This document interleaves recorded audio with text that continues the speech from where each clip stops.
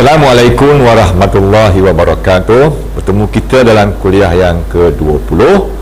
Masih lagi berkaitan dengan PSO, tapi hari ini kita bicara soal pelan operasi dalam PSO. Kita gunakan OPPM. Apa itu OPM? One Page Project Manager. Baik.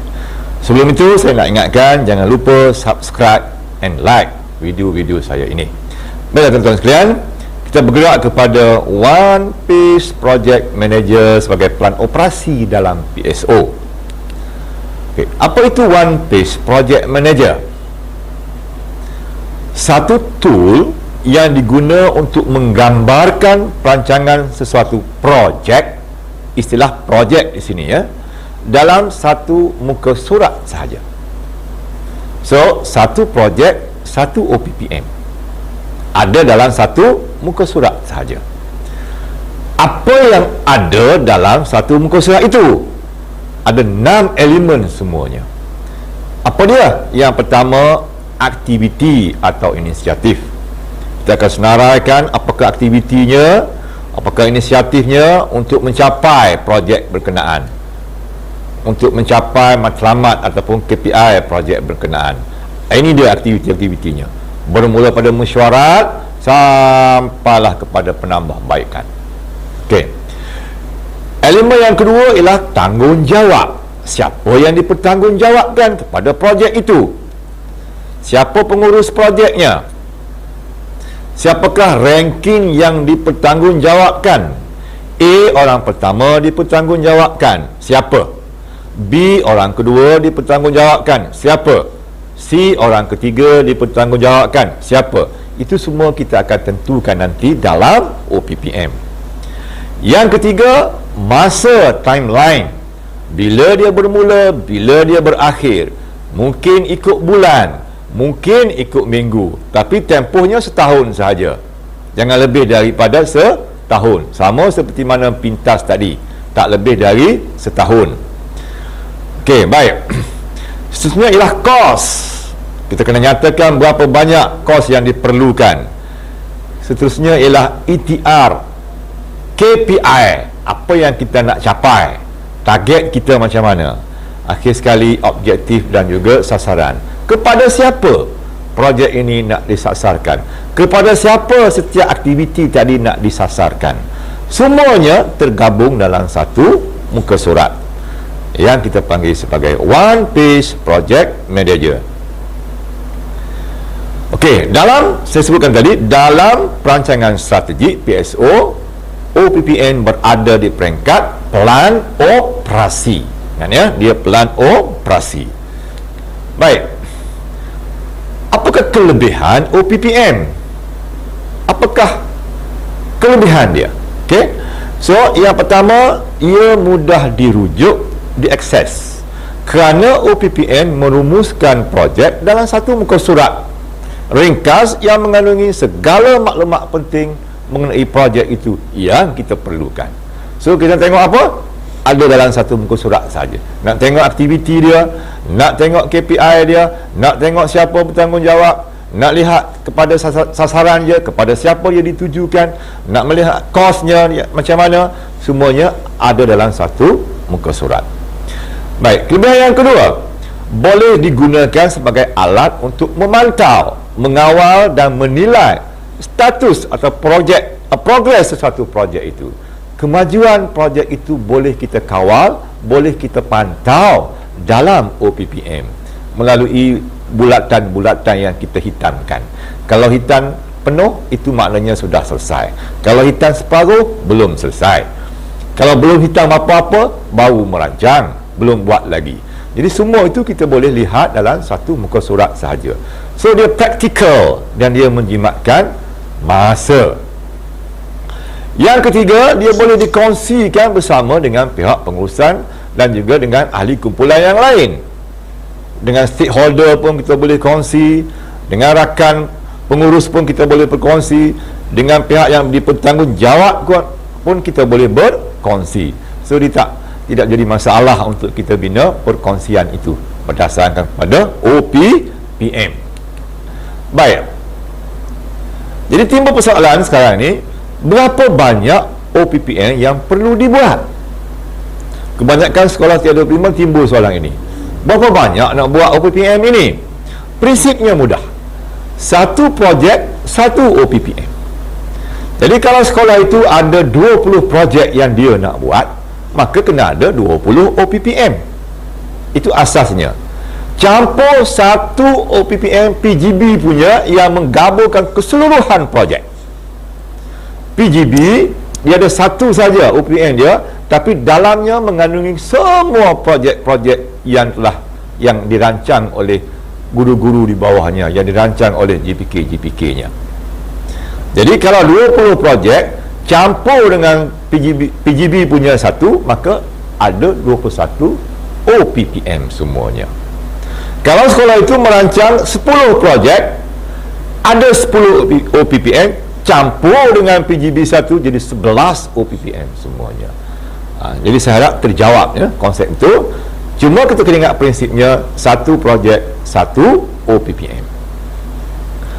Baik. Peringkat pembinaan OPPM. Langkah-langkah nak bina OPPM ini nak buat macam mana? Pertama, OPPM PGB dimiliki oleh pengetua dan guru besar sebagai penyelia CEO projek. Maknanya dia atas lagi daripada pengurus projek. Setiap projek diuruskan oleh guru-guru yang berbeza, tapi PGB memiliki semua projek tersebut. Sebab apa? Sebab dia adalah CEO. Sebab tu dia kena ada satu projek khas, satu OPPM khas untuk dia yang menggabungkan semua projek tadi. Dalam OPPM PGB, ia mengandungi semua projek yang dirancangkan di peringkat sekolah dan dihimpunkan dalam satu muka surat sahaja. Inilah yang boleh kita bannerkannya, yang boleh terletakkan di dinding, di mana-mana tempat yang sesuai untuk akses, dan mungkin kita boleh memantau projek tersebut yang telah kita paparkan di dinding tadi. Dialog prestasi boleh kita buat di situ berdasarkan kepada OPPM yang telah kita bannerkannya, buat besar-besar, letak kat dinding. Yang mana? Yang PGB punya. Baik. PGB bertindak sebagai penyelia, pemantau dan penilai semua projek yang diuruskan oleh GPK atau guru-guru di bawah bidang masing-masing. Guru-guru GPK bertindak sebagai pengurus-pengurus projek bagi projek-projek yang dijalankan oleh masing-masing lah. Okey. Baik, itu yang pertama. Yang kedua, OPPM, GPK dan guru-guru pula dimiliki oleh pengurus projek sama ada oleh GPK atau guru-guru yang dipertanggungjawabkan untuk mengurus projek tersebut. Misalnya, kalau dia GPK 1, mungkin dia uruskan dia GPK Hand, dia menguruskan projek Bina Insan. Dia GPK Koko, dia menguruskan projek memperkasakan soft skill murid. Dia sebagai guru kaunseling, dia menguruskan projek kaunseling di hatiku. Dia sebagai guru media, dia menguruskan projek digital learning. Jadi setiap projek tadi diuruskan oleh guru-guru yang berbeza sebagai pengurus projek, dan itulah OPPM yang dia kena buat berdasarkan projek yang diuruskannya itu. Okey, so merujuk kepada pelan operasi satu projek. Jika ada 10 projek yang ingin dilaksanakan, maka perlu ada 10 helai OPPM, pelan operasi. Satu projek, satu OPPM. Dan OPPM pelan operasi ini mestilah mengandungi PDCA, Plan, Do, Check, Action. Daripada mesyuarat, daripada menetapkan target, daripada membina jadual, itu plan. Kemudian apa nak buat, do. Kemudian bagaimana nak melihat, check. Kemudian penambahbaikan, action. So dalam satu muka surat itu mesti tergambar PDCA dalam bahagian aktiviti projek-projek tadi. Baik ya. Yang ketiga, minta maaf, 3 soalan asas untuk membina OPPM. Apakah soalan asas untuk kita bina OPPM ini? Yang pertama, apakah tujuan OPPM itu dibina? Tak lain tak bukan untuk mengawal selia projek yang dirancang. kita boleh gunakan OPPN sebagai alat untuk kawal selia projek. Yang kedua, siapakah pengurus projek? Projek ni siapa nak urus? Siapakah GPK atau guru yang dipertanggungjawabkan sebagai pengurus projek OPPN untuk menguruskan aktiviti inisiatif seperti mana yang dirancang? Siapakah guru yang akan dirankingkan pertanggungjawabannya? Kalau A tak ada, B-nya siapa? Kalau B tak ada, C-nya siapa? Di bawah kawalan pengurus berkenaan. So, ini dulu kita kena tentukan. Okey? Kemudian barulah pergi kepada siapakah sasarannya. Projek ini, inisiatif ini, aktiviti ini ditujukan kepada siapa? Siapakah sasaran bagi setiap aktiviti inisiatif dalam OPPN tersebut? Guru atau murid atau kedua-duanya? Sasaran perlu dikelompokkan micro scale supaya ia mudah dikawal selia. Kalau murid yang macam mana? Murid yang kohort mana? Murid yang markahnya di mana? Murid yang lemah, murid yang sederhana, murid yang cemerlang. Atau kalau murid yang tak hadir yang macam mana? Tak hadir tegar, tak hadir secara cheat small. Ini sasaran-sasaran yang kita kena tentukan dalam OPPM. Baik, saya akan pendetailkan satu persatu 6 elemen dalam OPPN tersebut. Okay, elemen yang pertama adalah inisiatif ataupun aktiviti, iaitu semua jenis inisiatif, aktiviti atau strategi yang dirancang akan disenaraikan dalam OPPN tersebut. Aktiviti mestilah sepadan dengan sasaran ataupun objektif, dan dia mesti menggambarkan PDCA, Plan, Do, Check, Action. Aktiviti itu sendiri, ya, penyenaraiannya mesti menggambarkan PDCA supaya semua peserta kita faham tu nanti. Baik, objektif ataupun sasaran, kepada siapakah sesuatu inisiatif, aktiviti itu hendak disasarkan? Satu aktiviti boleh melebihi satu sasaran. Sasaran bersifat mikro. Nanti kita akan tunjukkan dia punya sasaran itu kepada siapa. Yang ketiga, penetapan target akhir atau itiat dan KPI yang ingin dicapai dalam projek yang dirancang. Itiat KPI bersifat kuantitatif, boleh diukur, ataupun kualitatif, tapi mesti boleh diukur bagi setiap projek yang telah kita sasarkan itu. Baik, yang keempat, tanggungjawab. Kepada siapakah sesuatu inisiatif projek itu dipertanggungjawabkan? Pertanggungjawaban ini disusun mengikut ranking. A, orang pertama dipertanggungjawabkan. Kalau tak ada A, B, orang kedua dipertanggungjawabkan. Kalau tak ada B, C, orang ketiga dipertanggungjawabkan, dan sebagainya. Yang kelima, bilakah sesuatu inisiatif, aktiviti itu bermula dan berakhir? Timeline, ikut bulan. Di sini kita akan bulat-bulatkan, ya. Bulan apa yang kita nak buat, kita akan bulat-bulatkan. Kalau dah buat, boleh dihitangkan penuh.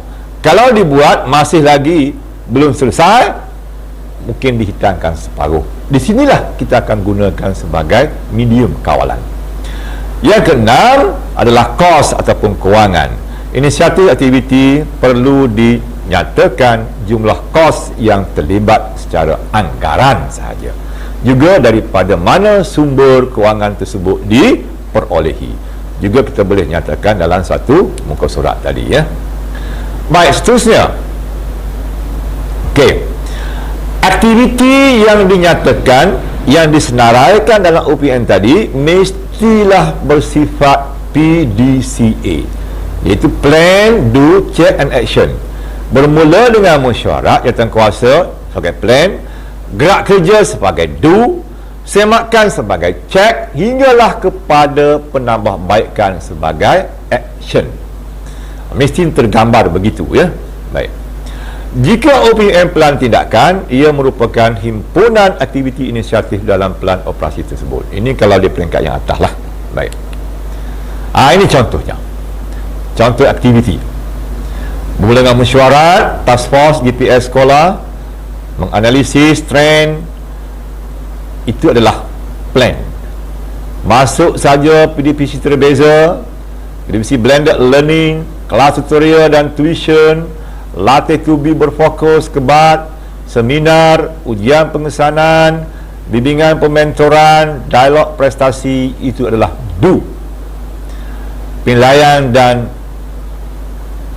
impact project itu adalah check, dan penambahbaikan adalah action. Ini tergambar dalam aktiviti. Pengurus projeknya, tuan pengetua sendiri, nama projek itu adalah memperkasa GPS SPM sekolah. Tarikhnya bila? Bermula 20 Januari hingga 30 November 2021. Okey, bidang keberhasilan, bidang fokusnya adalah guru berkualiti. Itu satu, saya ambil sekat-sekat dulu sebelum saya gabung. Baik. Plan. Di peringkat plan ni kita nak isi apa? Peringkat perancangan apa nak buat. Antara aktivitinya ialah pembentukan jawatankuasa, pembinaan jadual kerja dan timeline, bila bermula, bila berakhir, penetapan target, sasaran, analisis data baseline TOV, menyenaraikan aktiviti yang perlu dibuat, dilaksanakan untuk mencapai objektif. Ini adalah peringkat plan. Peringkat do, peringkat pelaksanaan, bagaimana nak buat. Kalau plan tadi, apa nak buat. Do ni pula, bagaimana nak buat. Pelaksanaan kerja di lapangan bagi mencapai objektif. Contohnya, perbengkelan, seminar dan camp, PLC, PLN, Professional Learning Network, kelas tuition, kelas pengukuhan, kelas pengayaan, klinik mata pelajaran, ziarah cakna, kalau kita buat untuk kehadiran, bimbingan dan mentoran dan lain-lain. Bagaimana kita nak buat, itu di peringkat do. Setiap projek dinyatakan bagaimana nak buat. Okey, cek pula peringkat semakan kemajuan dan juga impak projek. Boleh dilaksanakan melalui dialog prestasi, soal selidik, ujian pengesanan, analisis data pencapaian semasa dibandingkan dengan ETR ataupun KPI. Ini di peringkat check. Okey, akhir sekali adalah peringkat action, iaitu susulan, what's next. Penambahbaikan yang kita nak buat akan datang macam mana? Ini kita panggil sebagai action, tindakan susulan. Penambahbaikan untuk capai KPI, pengubahsuaian projek jika perlu. Jika tak berjaya, jika gagal, kita perlu ubah suai, mungkin kita perlu gugur dan sebagainya.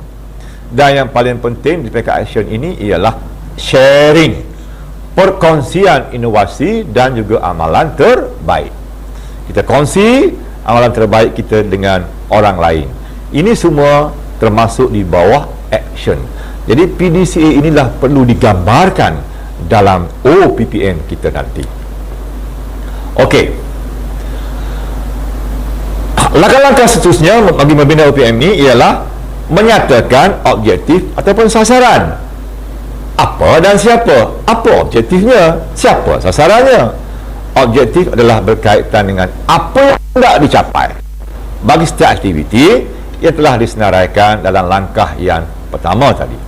Manakala sasaran pula ialah siapakah, kepada siapakah aktiviti itu perlu ditujukan. Namun begitu, kedua-duanya masih lagi bersifat umum yang belum boleh diukur. Bersifat umum di sini maksudnya belum boleh diukur. Ini contoh sasaran dia. Okey, mula dengan SIC, contohnya pengetua GPK itu siapa. Setiap aktiviti itu kita sasarkan, kita tik, kita tandakan. Maknanya aktiviti yang pertama kita sasarkan kepada siapa. 1, 2, 3, 4, 5. Ada 5 sasaran di situ yang pertama. Yang kedua kita sasarkan kepada siapa pula. Yang ketiga kepada siapa pula. Begitulah seterusnya ya. Jadi kalau tuan-tuan lihat di situ, ada boleh melebihi daripada satu sasaran. Tandakan saja. So kita tahu kepada siapa dia ditujukan. Baik. Itu peringkat sasaran. Seterusnya, okey, peringkat menyatakan KPI. Kita mesti nyatakan KPI yang kita nak capai bagi projek itu. Targetnya apa? Spesifik dan mesti boleh diukur, dicapai ya. Spesifik boleh diukur, itu penting dalam konteks KPI. Yang keempat, plotan masa, timeline. Bila nak bermula, bila nak berakhir. Kalau kita bulat kosong, itu akan dibuat. Kalau kita bulat dan hitam separuh, dia sedang dilaksanakan. Kalau hitam pula penuh, dia telah siap sepenuhnya. Okey, itu untuk aktiviti. Bulan berapa? Contohnya, kalau kita nak buat mesyuarat bulan Januari katakan. Sekarang dah bulan 5. Okey, bulan Januari adalah mesyuarat. Mungkin sudah berlaku. So kita hitamkan penuh. Maknanya kita tahu dia sudah pun laksanakan mesyuarat. Okey. Begitulah seterusnya ya. Jadi ini semua kita tandakan, kita bulatkan di dalam borang itu nanti. Ini KPI dia. KPI yang mesti boleh diukur dan dia adalah spesifik ikut tahap murid ya. Ikut tahap markah murid dan berbagai lagi lah yang kita boleh susunkan secara spesifik untuk KPI tersebut. Okey, seterusnya ialah ini yang saya sebutkan tadi, yang kita bulat-bulatkan. Setiap aktiviti tadi kita bulat-bulatkan ikut bulannya. Mesyuarat nak buat bila, analisis data nak buat bila, PDPC terbeza tu setiap bulan dia berlaku, kita bulatkan semua setiap bulan. Kemudian PDPC blended learning pun sama, setiap bulan dia berlaku. Latih to be, bukan setiap bulan dia berlaku. Okey, itu semua kita tandakan bila kita nak buat. Bulatkan itu bila kita nak buat. Bila dah buat, siap, hitam penuh. Kalau buat belum siap, hitam separuh. Inilah yang dikatakan sebagai kawalan terhadap aktiviti yang kita senaraikan tadi. Bila nak buat, di mana, okey, dah buat ke belum dan sebagainya, dah siap ke belum dan sebagainya. Okey ya, itu adalah aktiviti. Baik, so kita kaitkan aktiviti dengan dia punya kemajuannya nanti ikut bulan. Langkah yang kelima, menyatakan tanggungjawab. Siapa yang bertanggungjawab kepada setiap aktiviti yang kita senaraikan tadi. Kita gunalah petunjuk. Yang paling mudah ialah petunjuk ABCD. A itu siapa? Orang pertama yang dipertanggungjawabkan. B itu siapa? Orang kedua yang dipertanggungjawabkan. C itu siapa? Orang ketiga yang dipertanggungjawabkan dan seterusnya. Orangnya siapa? Kita akan tengok jadualnya nanti ya. Okey. Yang keenam, kos belanjawan. Mengambil kira anggaran kos yang diperlukan untuk semua aktiviti tersebut, berapa banyak diperlukan dan sumbernya di mana. Okey, itu kos ya. Ini contohnya kelas tutorial berapa kosnya, AT2B berapa kosnya, dialog prestasi berapa kosnya, dan di mana sumber tu nak diambil, daripada PIBG ke, okey, daripada sumbangan dan sebagainya lah. Inilah dia rupa gaya OPPN yang lengkap, yang penuh. Okey, kalau tuan-tuan lihat di situ, semua elemen yang saya sebutkan tadi, ke-6-nya tergambar di dalam satu muka surat ini sahaja. Okey, itu yang kita panggil sebagai one manager. Mudah kan? Jadi tak seperti dahulu kita banyak helai kita kena buat, tapi hari ini kita hanya menggunakan satu muka surat saja. Apa yang saya ceritakan tadi kita gambarkan, kita zahirkan dalam satu muka surat seperti itu. Okey, ini satu contoh. Okey, saya pergi lagi contoh-contoh OPPN. Ini contoh yang kedua, projek yang berbeza ya. Okey, saya gambarkan saja, tuan-tuan tengok di situ. Okey, elaborationnya nanti tuan-tuan akan boleh lihat dalam topik-topik yang lain lah. Alright, contoh yang ketiga, contoh yang keempat, contoh yang kelima, akhir sekali rumusan. Okey, jadi kena ingat satu projek, satu OPPN. Okey, jadi rumusan dalam rancangan strategi ini Kita ada yang pertama, pelan strategi. Apa dia? Pelan perancangan jangka panjang untuk 3 hingga 5 tahun. Yang kedua, pintas. Pelan intervensi transformasi sekolah. Pelan perancangan jangka pendek. Berapa lama? 1 tahun. Sebagai pelan taktikal. Yang ketiga, OPPM, One Phase Project Manager. Sebagai apa? Sebagai pelan operasi. Jangka masa pendek juga, mungkin minggu, mungkin bulan, mungkin tahun. Jangan melangkau tahun. Okey, sebagai pelan operasi. Jadi pintas dengan OPPM ini akan kita semak, akan kita nilai setiap tahun. Revise setiap tahun untuk kita meningkatkan, menambah baik dan sebagainya. Jadi saya rasa cukuplah sekadar itu untuk kuliah OPPM. InsyaAllah tuan-tuan boleh teroka lagi OPPM ini dalam siri-siri yang akan datang. Sekian, wabillahi taufiq, wassalamualaikum warahmatullahi wabarakatuh.